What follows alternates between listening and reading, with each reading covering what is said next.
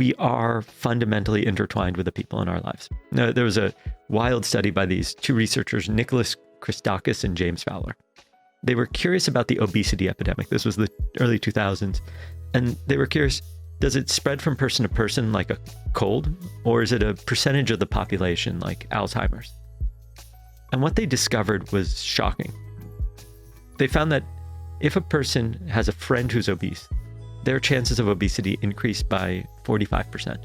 Their friends who do not know them have a 20% increased chance, and their friends have a 5% increased chance. And this kind of effect is true for happiness, marriage and divorce rates, smoking habits, voting habits. Basically, any characteristic that you could imagine spreads from person to person. And people always ask, oh, is that because by chance? Is it like where you're hanging out? And the answer is like a lot of things are all of those things, right? Meaning, if I am a fitness junkie, I'm more likely to have fitness friends. And so we go for a run rather than eating a tub of popcorn at a movie theater. So when I came across this research, and there's a whole slew of studies that really support it, I realized that my job, if I want to, as you would say, win the day consistently, is not just to get to know one or two really successful people.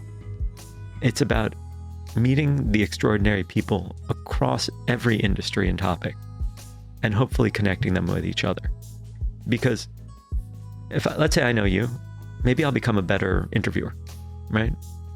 As we're having conversations, you'll be like, oh, you might want to ask this question, and I'll learn from you.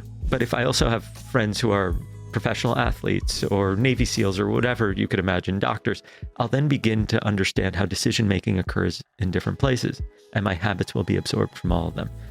And so I wanted to connect all of them with each other so that everybody positively impacts each other.